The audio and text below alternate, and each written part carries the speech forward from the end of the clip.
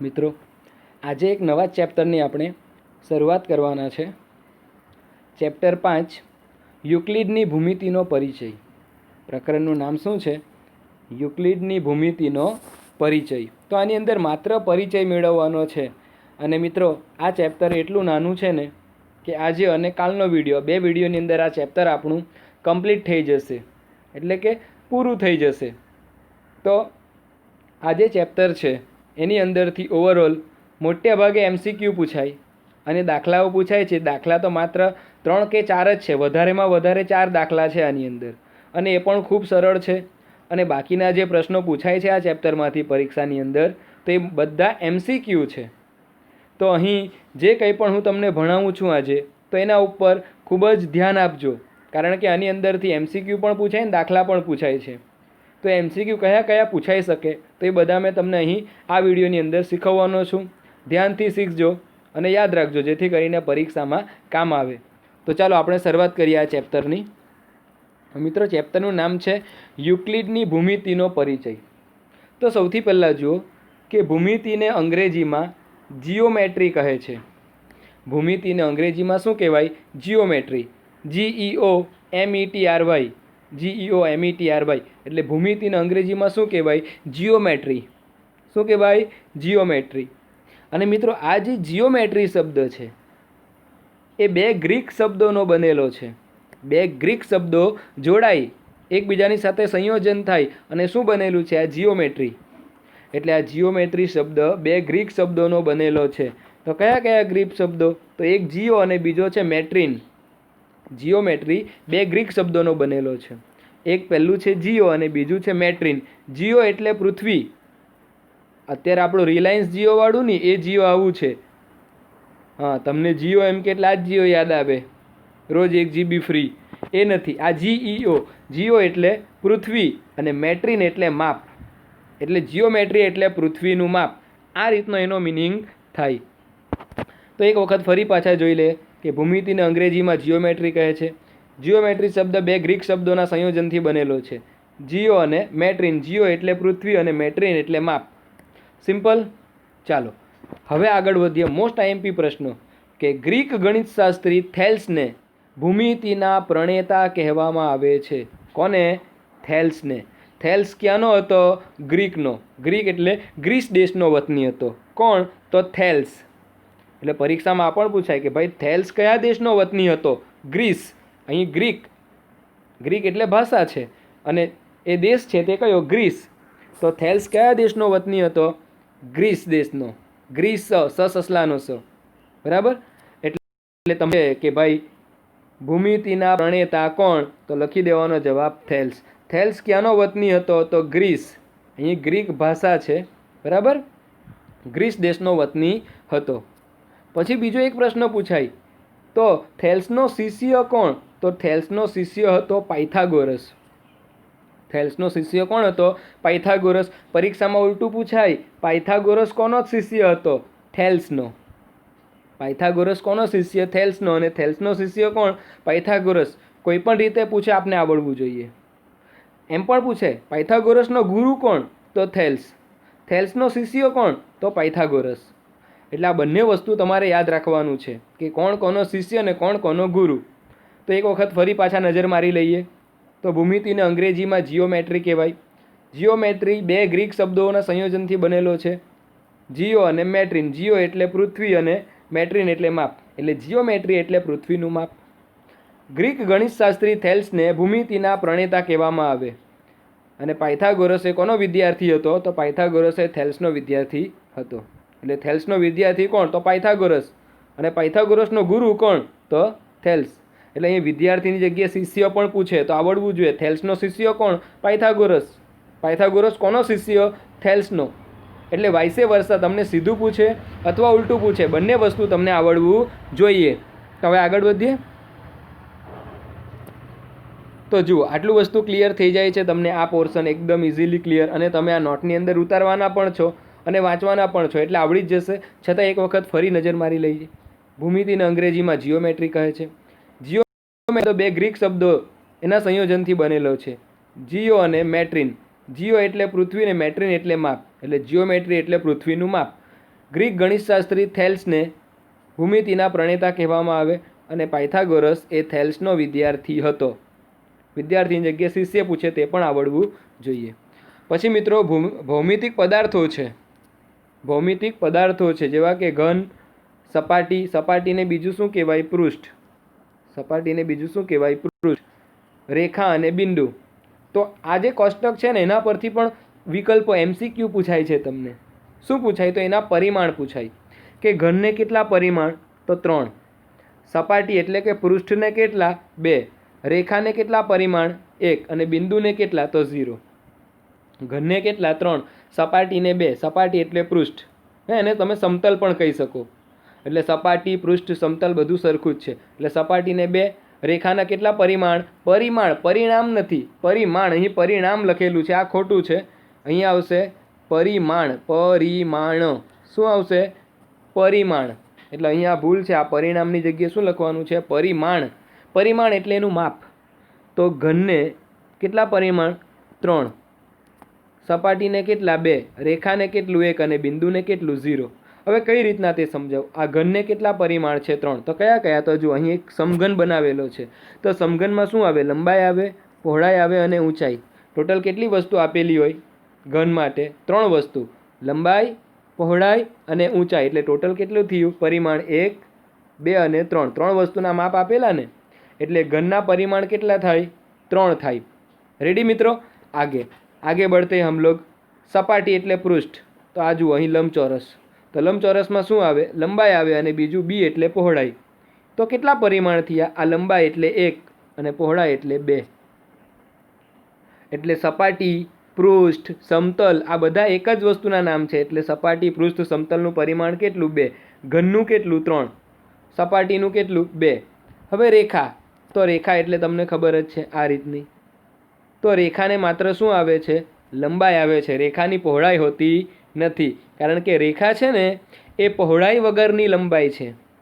રેખા પહોળાઈ વગરની લંબાઈ છે. એટલે રેખાને માત્ર એક જ પરિમાણ છે, ખાલી લંબાઈ. એટલે રેખાને કેટલા પરિમાણ? 1.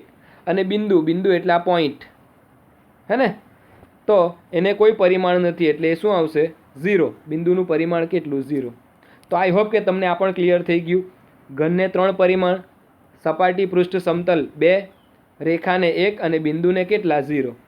હવે એક વસ્તુ અહીં મેં લખેલું છે મિત્રો કે ઘનથી તમે બિંદુ તરફ જાઓ ને, એટલે કે આ ઉપરથી તમે નીચે તરફ જાઓ ને, તો એક એક પરિમાણ ઘટતું જાય. જો ઘનમાં 3 હતા, સપાટીના 2 થયા, રેખાને 1 થયું અને બિંદુમાં 0. એટલે એક એક ઘટતું ગયું ને. એટલે તમે ઘન તરફથી બિંદુ તરફ જાઓ તો પરિમાણ એક એક કેવું થાય? ઘટતું જાય. પણ તમે આ બિંદુ તરફથી ઘન તરફ જાઓ, બિંદુ તરફથી ઘન તરફ જાઓ તો આ બિંદુથી ઘન તરફ જવાના. એટલે બિંદુ 0, 1, 2 અને 3. એટલે ઘન સુધી જતાં જતાં એક એક વધતું જાય. એટલે બિંદુથી ઘન તરફ પરિમાણ એક એક વધતું જાય અને ઘનથી બિંદુ તરફ જઈએ તો પરિમાણ એક એક ઘટતું જાય. એટલે મિત્રો આની અંદરથી મેક્સિમમ તો MCQ જ પૂછાય અને તે પણ આજે તમને શીખવું છું ને તેમાંના જ પૂછાય. આની બહારથી એક પણ ના આવે. એટલે આ વસ્તુ નોટમાં ઉતારશો અને વાંચશો ને તો પૂરેપૂરા માર્ક તમારા આ ચેપ્ટરની અંદર આવવાના છે. બરાબર? તો આટલું વસ્તુ તમને ક્લિયર થઈ ગયું. તો ચાલો ફરી પાછા એકવાર નજર મારી લઈએ. ભૂમિતિને અંગ્રેજીમાં જીઓમેટ્રી કહે છે. જીઓમેટ્રી શબ્દ બે ગ્રીક શબ્દોના સંયોજનથી બનેલો છે, જીઓ અને મેટ્રિન. જીઓ એટલે પૃથ્વી અને મેટ્રિન એટલે માપ. ગ્રીક ગણિતશાસ્ત્રી થેલ્સને ભૂમિતિનો પ્રણેતા ગણવામાં આવે છે અને પાયથાગોરસ એ થેલ્સનો વિદ્યાર્થી અથવા તો શિષ્ય હતો. પછી આપણે આ કોષ્ટક જોયું. કોષ્ટક પરથી પરિમાણ પૂછાય તો ઘનને કેટલા? 3. કયા કયા? લંબાઈ, પહોળાઈ અને ઊંચાઈ. સપાટી, પૃષ્ઠ, સમતલને કેટલા? 2. કયા કયા? લંબાઈ અને પહોળાઈ. રેખાને માત્ર લંબાઈ 1 અને કેટલા? 0.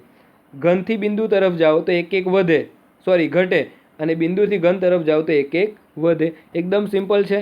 આ વસ્તુ તમારે ઉતાર લેવાના. બાજુ પર તમને આપેલું છે, અહીં પણ આપેલું છે, જરાક ખાસ ઉતારજો. હવે મિત્રો વાત કરીએ યુક્લિડની. વાત કરી થેલ્સની. હવે કોની વાત કરવાના છે આપણે? યુક્લિડની. તો યુક્લિડ કોણ હતો? કારણ કે આ ચેપ્ટરનું નામ છે ને થેલ્સની ભૂમિતિનો પરિચય નથી, યુક્લિડની ભૂમિતિનો. તો આ યુક્લિડનો થોડો ઘણો પરિચય મેળવી લઈએ. તો યુક્લિડ એ ઇજિપ્તમાં એલેક્ઝાન્ડ્રિયાની શાળામાં ગણિતના શિક્ષક હતા. યુક્લિડ કોણ હતા? તો એલેક્ઝાન્ડ્રિયાની શાળા ઇજિપ્તની અંદર એક શહેર છે એલેક્ઝાન્ડ્રિયા, તેની અંદર એક સ્કૂલ છે. એ સ્કૂલના ગણિતના શિક્ષક કોણ હતા? યુક્લિડ. એટલે પરીક્ષામાં પહેલો જ પ્રશ્ન પૂછાય આમાંથી કે યુક્લિડ ક્યાંના વતની હતા? ઇજિપ્તના. ક્યાંના? ઇજિપ્તના. હવે મિત્રો આમાં લોકો ઘણા કન્ફ્યુઝ થાય. યુક્લિડ કાં તો ઇજિપ્ત, પણ થેલ્સ ક્યાં હતો? ગ્રીક. ક્યાંનો? ગ્રીક. એટલે ગ્રીસ આપણે એમ કીધું ને, એટલે થેલ્સ એ ગ્રીસ દેશનો વતની હતો અને યુક્લિડ ક્યાંનો છે? ઇજિપ્તનો. એટલે થેલ્સ એ ગ્રીસનો વતની છે ભાઈ, થેલ્સ. અને આ યુક્લિડ ક્યાંનો છે? તો ઇજિપ્તનો વતની છે. અને તે શું કરતા? તો એલેક્ઝાન્ડ્રિયાની શાળામાં ગણિતના શિક્ષક હતા. ઓકે. પછી યુક્લિડે શું કરેલું? યુક્લિડે એલિમેન્ટ નામનું પુસ્તક લખેલું. પુસ્તકનું નામ શું છે? યુક્લિડે લખેલું તે એલિમેન્ટ. જો સ્પેલિંગ ELEMENT. એટલે યુક્લિડે એલિમેન્ટ નામનું પુસ્તક લખેલું અને પછી એમણે શું કર્યું? તે પુસ્તકના 13 પ્રકરણોમાં વિભાજન કરી દીધું. એટલે એણે જે પુસ્તક લખેલું યુક્લિડે એ ખૂબ જ વધારે પાનાનું થઈ ગયું. એ શું કર્યું? એના ભાગ પાડી દીધા. એટલે એલિમેન્ટ 1, એલિમેન્ટ 2, એલિમેન્ટ 3, આમ કરીને પુસ્તકના નામ આપીને એવા કેટલા નામ આપી દીધા? 13 પ્રકરણ કરી દીધા. અને મિત્રો તમને જાણીને નવાઈ લાગશે કે આ એક એક ભાગ છે ને એ ઓછામાં ઓછા 500 પાનાનો છે. એટલે વિચાર કરો, એણે પહેલાં એલિમેન્ટ લખેલું એ કેટલા બધા પાનાનું હશે. એટલે યુક્લિડે શું કર્યું? તો એલિમેન્ટ નામનું પુસ્તક લખ્યું અને એ પુસ્તકને પછી કેટલા પ્રકરણમાં વિભાજિત કર્યું? 13 પ્રકરણોમાં. એટલે કે 13 અલગ અલગ પુસ્તકના ભાગ પાડી દીધા. એટલે આ પણ પરીક્ષામાં પૂછાય કે યુક્લિડે કયું પુસ્તક લખેલું? એલિમેન્ટ. એલિમેન્ટનું કેટલા પ્રકરણમાં વિભાજન કર્યું? 13. કોણે કર્યું? તો યુક્લિડે. બરાબર. અને આ 13 પ્રકરણમાં વિભાજન કર્યું ને, તેમાંથી જે પહેલું પુસ્તક છે એનું પહેલું પ્રકરણ, એની અંદર 23 વ્યાખ્યાઓ છે. પહેલા પ્રકરણમાં કેટલી વ્યાખ્યાઓ આપી એણે? 23. તો મિત્રો આમાંથી પણ ઘણા MCQ પૂછાય. આ દેખાવામાં બહુ નાનું છે પણ ઘણા MCQ આવે છે. તો તમે પરીક્ષા આપશો ને એટલે ખબર પડશે કે આ ચેપ્ટરમાંથી કેટલું બધું પૂછાય છે. યુક્લિડ કોણ હતો? તો યુક્લિડ ઇજિપ્તનો વતની હતો. એલેક્ઝાન્ડ્રિયાની શાળામાં ગણિતના શિક્ષક હતા. યુક્લિડે કયું પુસ્તક લખ્યું? એલિમેન્ટ. એલિમેન્ટનું કેટલા પ્રકરણમાં વિભાજિત કર્યું? 13. અને પહેલા પ્રકરણમાં કેટલી વ્યાખ્યા આપી? 23 વ્યાખ્યા આપી. ક્લિયર? યુક્લિડ ક્યાંનો વતની? ઇજિપ્તનો. એલેક્ઝાન્ડ્રિયાની શાળામાં શેનો શિક્ષક? ગણિતનો શિક્ષક. પુસ્તક કયું લખ્યું? એલિમેન્ટ. કેટલા પ્રકરણમાં વિભાજન? 13 પ્રકરણ. પહેલા પ્રકરણમાં કેટલી વ્યાખ્યા? 23 વ્યાખ્યા. રેડી? એટલે 13 પ્રકરણમાં વિભાજન કરેલું, એમાંથી પહેલું પ્રકરણ અથવા પહેલા પુસ્તકમાં કેટલી વ્યાખ્યા છે? એની 23 વ્યાખ્યાઓ છે.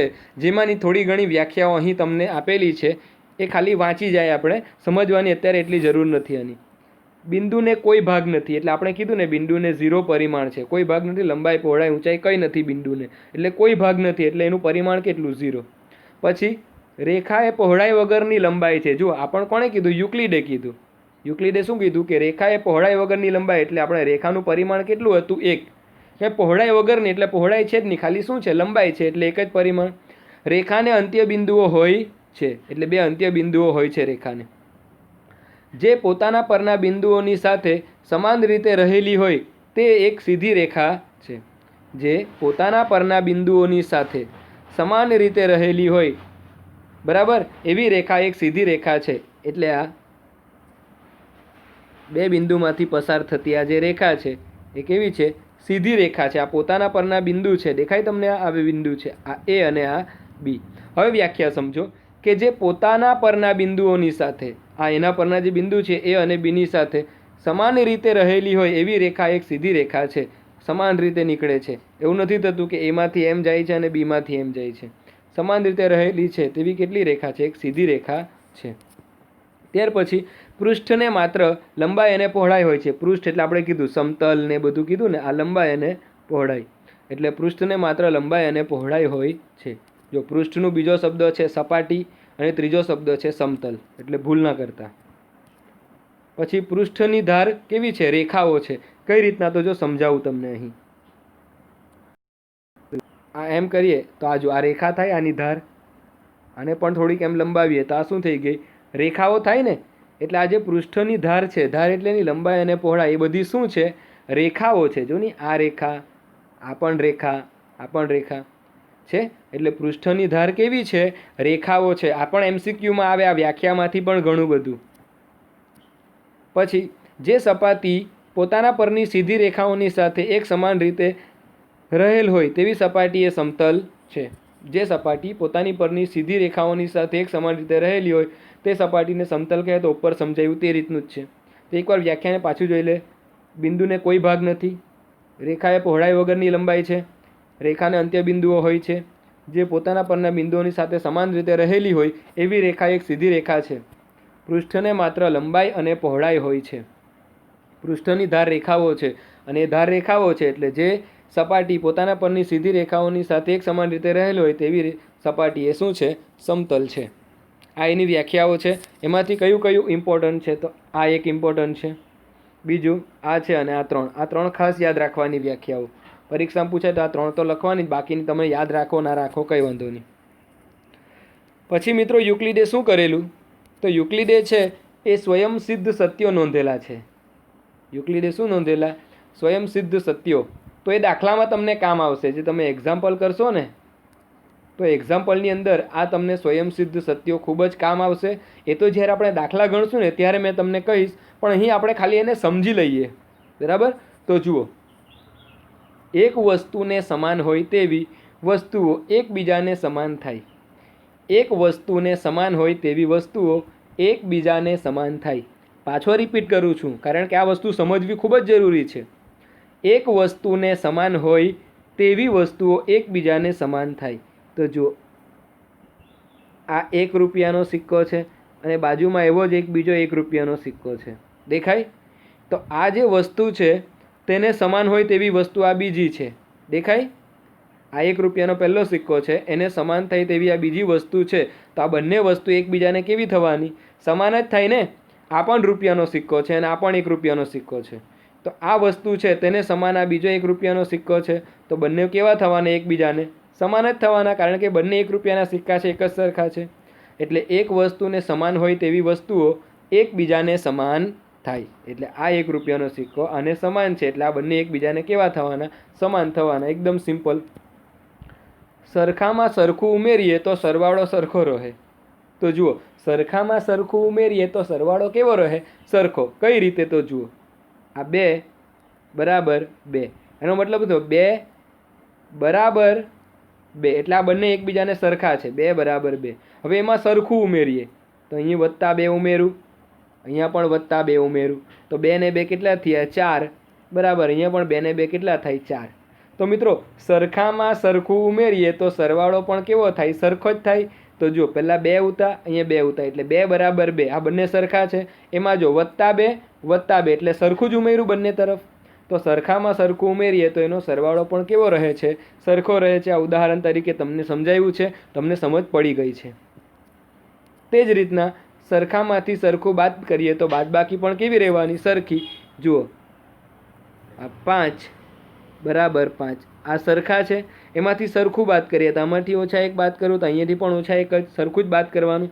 તો 5માંથી 1 જાય તો 4, અહીંયા પણ 5માંથી 1 જાય તો 4. તો સરખામાંથી સરખું બાદ કરીએ તો બાદબાકી પણ કેવી રહે છે? સરખી રહે છે. પછી એકબીજા ઉપર બંધ બેસતી આવતી વસ્તુઓ એકબીજાને સરખી થાય. એકબીજા ઉપર બંધ બેસતી આવતી વસ્તુઓ એકબીજાને સરખી થાય. મિત્રો 2 10 રૂપિયાની નોટ લેવાની જે સરખી હોય તેવી. હે ને? અત્યારે તો હવે 10 રૂપિયાની 2 પ્રકારની નોટ, એક અત્યારે નવી આવી તે અને એક આગળની જે જૂની છે તે. પણ બંને તમે જૂની જ નોટ લો, બરાબર, 10 રૂપિયાની, અને એકબીજા ઉપર મેચ કરો તો મેચ થઈ જાય કે નહીં? સરખી જ આવે ને? આવે. નહીં આવે તો તમારે લઈ લેવાની 2 10 રૂપિયાની નોટ અને એકબીજા પર મૂકો, ને અથવા તો 1 રૂપિયાના 2 સિક્કા લેવો સરખા અને એકબીજા ઉપર મૂકો તો બંધ બેસતા આવી જાય. એનો મતલબ શું થાય? તો આ 10ની નોટ પર બંધ બેસતી આવી જાય. બરાબર? એટલે કે આ નોટને તમે આ નોટ ઉપર મૂકો તો બેઠી જ મેચ થઈ જાય, સરખી આવી જાય. એનો મતલબ કે એકબીજાને કેવી છે? સરખી છે. એટલે એકબીજા ઉપર બંધ બેસતી આવતી વસ્તુઓ એકબીજાને સરખી થાય. એકબીજા ઉપર બંધ બેસતી આવતી વસ્તુઓ એકબીજાને સરખી થાય. જો પછી તમે જુઓ, આખું તેના ભાગ કરતાં મોટું હોય છે. તો મિત્રો મારી પાસે આ એક લાકડી છે લાંબી, જોઈ તમે? હે ને? એમાંથી મેં એને આ આટલેથી અહીંયાથી કટ કરી નાખું, બરાબર. તો આટલો ભાગ મને મળે, આટલો દેખાય છે તમને? તો જુઓ, આ પહેલાં આટલી આખી લાકડી હતી, પછી આટલો ભાગ મેં કાપી લીધો, એટલે આ એનો એક ભાગ પાડી દીધો, હે ને? તો આ તમારો આખો ભાગ છે અને એમાંથી આ અડધો ભાગ પાડ્યો, તમને ગ્રીન પોર્શનમાં દેખાય છે. તો હવે તમે જુઓ કે આખું છે, આખું આ આખું દેખાય ને તમને? આયરું આ લેવા, આ ભૂરા કલરનું એ આખું, એ અડધા કરતાં કેવું હોય છે? એના ભાગ કરતાં મોટું જ થવાનું કે નહીં? આ નાનો ભાગ ને આ મોટો ભાગ છે તે આખું, ને એમાંથી ભાગ કર્યો તે, એટલે સમજ શું પડે? તો આખું તેના ભાગ કરતાં કેવું હોય? મોટું હોય. રેડી? પછી સરખી વસ્તુઓના બમણા એકબીજાને સમાન થાય. હવે સરખી વસ્તુઓના તમે બમણા કરો. ધારો કે અહીંયા મારી પાસે એક છે અને બરાબર એક, આ બે સરખી વસ્તુ એના બમણા કરીએ તો ગુણ્યા 2, અહીંયા ગુણ્યા 2, તો 1 દુ 2 બરાબર, અહીંયા પણ 1 દુ 2. એટલે સરખી વસ્તુના બમણા કેવા થાય? સરખા થાય. આ બધા ઉદાહરણો છે તે નોટમાં સાઈડમાં લખી રાખજો. આજે તમે આપો છો ને એટલે તમને ખબર પડે કે હા, આ રીતનું થાય છે. પછી સરખી વસ્તુઓના અડધા એકબીજાને સમાન થાય. તો સરખી વસ્તુ છે અહીંયા 2 બરાબર 2, એના અડધા એટલે ભાગ્યા 2, તો 2 2 ઉડી ગયો એટલે 1 બરાબર, અહીંયા પણ 2 2 કેન્સલ થઈ ગયા તો 1, તો 1 બરાબર 1 થયા ને બંને સરખા. તો સરખી વસ્તુઓના અડધા પણ કેવા થાય? એકબીજાને સમાન થાય. તો જો એકવાર સંવંશિત સદીઓ છે 7, ધ્યાનથી જોઈ લઈએ, દાખલામાં ખૂબ જ કામ આવવાના છે. એક વસ્તુને સમાન હોય તેવી વસ્તુઓ એકબીજાને સમાન થાય. કયું ઉદાહરણ આપેલું? 1 રૂપિયાના 2 સિક્કાવાળું. સરખામાં સરખું ઉમેરીએ તો સરવાળો સરખો રહે, સરખામાંથી સરખું બાદ કરીએ તો બાદ બાકી સરખી રહે. એકબીજા ઉપર બંધ બેસતી આવતી વસ્તુઓ એકબીજાને સરખી થાય. આખું તેના ભાગ કરતાં મોટું હોય છે. સરખી વસ્તુઓના બમણા એકબીજાને સમાન થાય, સરખી વસ્તુઓના અડધા એકબીજાને સમાન થાય. તો આ તમારા સ્વયંસિદ્ધ સત્યો યુક્લિડના પતી ગયા. પછી યુક્લિડની 5 પૂર્વધારણાઓ છે અને આને પણ સમજવી જરૂરી છે. યુક્લિડની 5 પૂર્વધારણાઓ જોજો. પૂર્વધારણા નંબર 1, એક બિંદુમાંથી બીજા બિંદુમાં થઈને પસાર થતી એક સીધી રેખા દોરી શકાય. એક બિંદુમાંથી બીજા બિંદુમાં થઈને પસાર થનારી, તો આ એક અને બીજું 2 બિંદુ, તો આ એક બિંદુમાં થઈને બીજા બિંદુમાંથી પસાર થનારી કેટલી રેખા દોરી શકાય? એક સીધી રેખા દોરી શકાય છે. જો આ એક બિંદુ અને આ બીજું બિંદુ, એટલે એક બિંદુમાંથી પસાર થનારી બીજી એક, હે ને? એટલે એક બિંદુમાંથી આ બીજા બિંદુમાં થઈને પસાર થનારી એક સીધી રેખા દોરી શકાય છે. પણ કન્ડિશન કઈ? આ બંને બિંદુઓ સમરેખ હોવું જોઈએ, સીધા હોવા જોઈએ. ને તો પછી શું થાય? સીધા ના હોય તો એક બિંદુ અહીંયા હોય આ, અને એક બિંદુ અહીંયા હોય. ચાલો હવે દોરવું, અને તો આ રીતની દોરવું તો થાય સીધી? એક બિંદુમાંથી થઈને બીજા બિંદુમાંથી પસાર થાય? ના થાય. એના માટે બંને કેવા હોવું જોઈએ? સમરેખ. તો જ આપણને એક સીધી રેખા મળે. પછી જો અહીં મેં કૌંસમાં લખી રાખેલું છે કે આપેલ 2 ભિન્ન બિંદુમાંથી પસાર થતી અનન્ય રેખા હોય છે. 2 અલગ અલગ બિંદુ, એમાંથી પસાર થવાવાળી અનન્ય રેખા. અનન્ય એટલે એક અને માત્ર એક, એકથી વધારે પણ નહીં અને એકથી ઓછી પણ નહીં. આ અનન્યની ટર્મિનોલોજી છે. અનન્ય એટલે કેટલા? એક અને માત્ર એક. પૂર્વધારણા 2 જોઈએ. શાંત રેખાને અનંત સુધી લંબાવી શકાય છે. આ MCQમાં આવે. શાંત રેખાને અનંત સુધી લંબાવી શકાય છે. અને યુક્લિડ રેખાખંડ માટે શાંત રેખા શબ્દનો પ્રયોગ કરે છે. એટલે આ પણ તમને MCQમાં આવે કે યુક્લિડ છે રેખાખંડ માટે કયા શબ્દનો પ્રયોગ કરે? શાંત રેખા. યુક્લિડ રેખાખંડ માટે કયા શબ્દનો પ્રયોગ કરે? શાંત રેખા. શાંત રેખા કોના માટે શબ્દો પ્રયોગ કરે? રેખાખંડ માટે. ઉલટું પૂછે તો પણ આવડવું જોઈએ. ચાલો તો હવે આપણે આગળ વધીએ. પૂર્વધારણા નંબર 3, કોઈપણ બિંદુને કેન્દ્ર લઈ તથા કોઈપણ લંબાઈની ત્રિજ્યા લઈને વર્તુળ રચી શકાય છે. તો આ તો આપણને ખબર જ છે કે કોઈપણ બિંદુને કેન્દ્ર લઈને તમે વર્તુળ દોરી શકો, કોઈપણ લંબાઈની ત્રિજ્યા લઈને તમે વર્તુળ દોરી શકો. પૂર્વધારણા નંબર 4, કે બધા જ કાટખૂણા એકબીજાને સરખા થાય. આ બધા જ કાટખૂણા એ તો બધાના માપ કેટલા થવાના? 90 જ. તો બધા જ કાટખૂણા એ તો બધાના માપ 90, એટલે બધા કેવા થયા? સરખા. એટલે બધા જ કાટખૂણા એકબીજાને કેવા થાય? સરખા. પછી આ 5મી સમજવા જેવી છે કે જો 2 રેખાઓને કોઈ ત્રીજી રેખા છેદે અને આ રેખાઓની એક બાજુ તરફના 2 અંતઃકોણોનો સરવાળો 2 કાટખૂણાના સરવાળા કરતાં ઓછો હોય તો પ્રથમ બે રેખાઓને આ કાટખૂણાઓ તરફ અનંત સુધી લંબાવતા તે એકબીજાને છેદે છે. હવે સમજાવું. જુઓ, આ બે રેખાઓ છે. શું છે? બે રેખાઓ છે. આ એને કોઈ ત્રીજી રેખા છેદે એટલે આ એરિયા છેદે છે. તો એના જે અંતઃકોણ એટલે આ ખૂણો અને બીજો આ ખૂણો, આનો સરવાળો, જો બે અંતઃકોણોનો સરવાળો બે કાટખૂણાના સરવાળા કરતા ઓછો હોય. હવે બે કાટખૂણાનો સરવાળો કરીએ તો કેટલા થાય? 180. એક 90 અને બીજો 90 એટલે 180. એના કરતાં ઓછો એટલે લેસ ધેન 180. એટલે આ જે બે ખૂણા દેખાય છે ને એનો સરવાળો 180 કરતાં ઓછો હોય તો આ બે રેખાઓ છે તે એકબીજાને છેદે, જો તમે એને લંબાવો તો. ફોર એક્ઝામ્પલ અહીં બતાવું. આ એક રેખા છે, આ બીજી રેખા છે, બરાબર. હવે અને એમ ઉપર સુધી લંબાવો અને પણ ઉપર સુધી લંબાવો તો અહીં એકબીજાને છેદે છે, તમે જોઈ શકો છો. છેદે ને? કેમ? તો આ ત્રીજી જે રેખા છે એના જે અંતઃકોણો છે, જો એનો સરવાળો આ કાટખૂણા કરતાં ઓછો એટલે 180 કરતાં ઓછો હોય, આ બેનો સરવાળો આનો અને આનો, તો આ રેખાઓને આપણે લંબાવીએ તો એકબીજાને કશે ને કશે તો છેદે જ, બરાબર. એટલે એ પણ ખબર પડી જાય. પછી પ્રમેય 5.1. મિત્રો, પરીક્ષામાં એવું MCQ પૂછાય કે નીચેનામાંથી કોને સાબિત કરવામાં આવે છે? તો કોને સાબિત કરવામાં આવે? પ્રમેયને. કોને સાબિત કરવામાં આવે? પ્રમેયને. તો જુઓ, બે ભિન્ન રેખાઓમાં એકથી વધુ સામાન્ય બિંદુ ન હોઈ શકે. બે ભિન્ન રેખા એટલે કે બે અલગ અલગ રેખા હોય તો તેમાં એક કરતાં વધારે સામાન્ય બિંદુ ન હોય તો તમે જોઈ શકો છો. આ પહેલી રેખા અને આ બીજી રેખા, આ બે રેખામાં કેટલું સામાન્ય બિંદુ છે? તો એક જ છે. અહીં છેદે છે ને, એટલે એકથી વધુ સામાન્ય બિંદુ હોઈ શકે નહીં બે ભિન્ન રેખાઓમાં. ઓકે, ચાલ આગળ વધીએ. તો હવે MCQ છે, તમારે ફટાફટ જવાબ આપવાના છે. તો જો, યુક્લિડે રેખાખંડ માટે કયા શબ્દનો પ્રયોગ કરેલો છે? શાંત રેખા. યુક્લિડે રેખાખંડ માટે કયા શબ્દનો પ્રયોગ કરેલો? શાંત રેખા. રેખા એ ખાલી જગ્યા વગરની લંબાઈ છે તો પહોળાઈ. રેખા એ પહોળાઈ વગરની લંબાઈ છે. ભણી ગયા ને? ઓકે. પછી શ્રીયંત્ર એ અંદરો અંદર ગૂંથાયેલા 9 ખાલી જગ્યા ત્રિકોણનું સંયોજન છે. જુઓ, તો એ 9 સમદ્વિબાજુ ત્રિકોણનું સંયોજન છે. 9 સમદ્વિબાજુ ત્રિકોણનું સંયોજન છે. કોણ? તો આ શ્રીયંત્ર. મિત્રો, આ બધા જેટલા પણ પ્રશ્નો તમને અહીં કરાવું છું જવાબ સાથે, એ બધા પરીક્ષામાં પૂછાઈ ચૂકેલા છે, એ જ છે. તો તમે ધ્યાનથી જોજો અને વાંચજો. પછી સિંધુ ખીણની સંસ્કૃતિમાં વપરાતી ઈંટોમાં લંબાઈ, પહોળાઈ અને જાડાઈનો ગુણોત્તર કેટલો? આ જે ઈંટ હતી સિંધુ ખીણની સંસ્કૃતિની અંદર, મિત્રો, એ લોકોના જે મકાનો હતા ને મોહનજો-દડોવાળાના, એ ખૂબ જ યુનિક હતા. તો આ એની લંબાઈ, આ એની પહોળાઈ અને આ એની જાડાઈ, ઊંચાઈ, બરાબર. તો એનો ગુણોત્તર કેટલો હતો?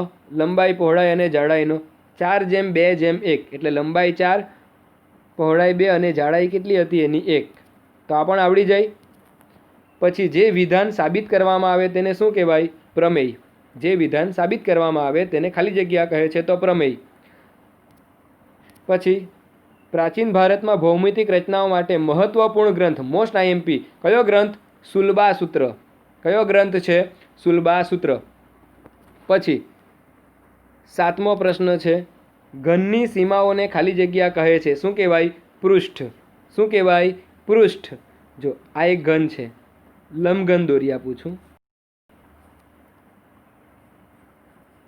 તો અહીંયા ખાલી આપણે આ પહેલો ભાગ બહાર કાઢી લઈએ. આ જે તમને દેખાય છે ને આ લંબચોરસ, એને આપણે બહાર કાઢી લઈએ તો આ શું થઈ ગયું? તમારું પૃષ્ઠ. અને પૃષ્ઠને શું હોય? તો ખાલી લંબાઈ અને પહોળાઈ, બે જ વસ્તુ હોય ને. તે રીતના આ બીજો ભાગ, પછી આ ત્રીજો પાછળનો ભાગ.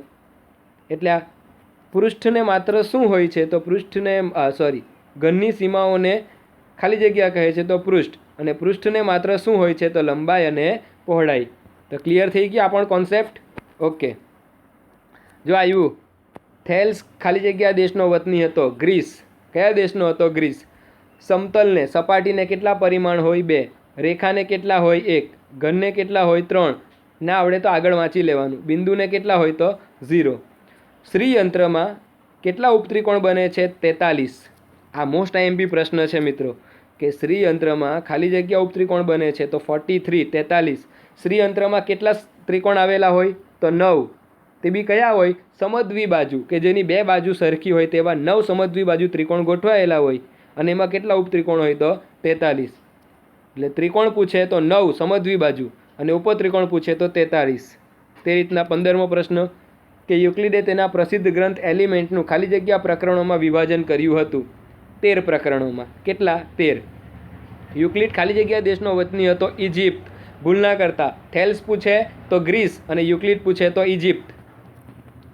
સૌ પ્રથમ જ્ઞાત સાબિતી કયા ગણિતશાસ્ત્રીએ આપી? તો થેલ્સે આપી. કોણે આપી? થેલ્સે. પ્રાચીન ભારતમાં લંબચોરસ ત્રિકોણ અને સમલંબના સંયોજનથી બનતી વેદીઓનો ઉપયોગ ખાલી જગ્યા માટે થતો તો જાહેર પૂજા સ્થળોમાં. વેદી એટલે યજ્ઞની વેદી. તમે કથાની કે પેલો બ્રાહ્મણ આવે છે તે શું કરે છે? તો ઈંટો મૂકીને સૌથી પહેલાં ષટકોણ આકારની, ગોળ આકારની આવી વેદી બનાવે ઈંટો મૂકીને. તમે જોઈ છે ને? પછી એની અંદર પેલું સ્વાહા સ્વાહા કરે હળગાવીને. તો પ્રાચીન ભારતમાં લંબચોરસ ત્રિકોણ અને સમલંબના સંયોજનથી બનતી વેદીઓનો ઉપયોગ શેના માટે થતો? તો જાહેર પૂજા સ્થળો માટે થતો. એટલે જે વેદી હતી તે લંબચોરસ ત્રિકોણ અને સમલંબના સંયોજનથી, આ બધા આકારના સંયોજનથી બનાવવામાં આવતી. પછી પ્રાચીન ભારતમાં ગૃહસ્થ કર્મકાંડ માટે ખાલી જગ્યા વેદીઓનો ઉપયોગ થતો હતો. ગૃહસ્થ કર્મકાંડ તો એના માટે ચોરસ અને વર્તુળાકાર વેદીઓનો ઉપયોગ થતો. એટલે કોઈકમાં ચોરસ ઈંટોને આવી રીતના ચોરસમાં ગોઠવી દેતા અને એમાં સ્વાહા સ્વાહા કરતા. વર્તુળાકારે તો ઈંટો મૂકીને આવી વર્તુળાકાર બનાવીને એની અંદર પછી શું કરતા એ લોકો? પેલો આપને ખબર જ છે, ઘી નાખે છે, સ્વાહા. તો તે રીતના યજ્ઞો કરતા. ગૃહસ્થ કર્મકાંડ માટે ચોરસ અને વર્તુળાકાર. પછી આપેલ બે ભિન્ન બિંદુમાંથી પસાર થતી રેખા કેવી હોય? અનન્ય, એક અને માત્ર એક. પૃષ્ઠની ધાર ખાલી જગ્યા હોય છે, રેખાઓ હોય છે, ભણી ગયા. ઘન સમતલ રેખા બિંદુ સુધીના ચરણોમાં દરેક ચરણમાં એક પરિમાણ કેવું થાય? ઘટતું જાય. આ ઘનમાં કેટલા આવે? 3. સમતલમાં કેટલા? 2. રેખાનું 1 અને બિંદુનું કેટલું? 0. એટલે ઘનથી તમે બિંદુ તરફ જાઓ એટલે એક એક પરિમાણ ઘટતું જાય. એલિમેન્ટના પુસ્તક 1માં ખાલી જગ્યા વ્યાખ્યાઓ આપેલી. વ્યાખ્યા કેટલી? 23.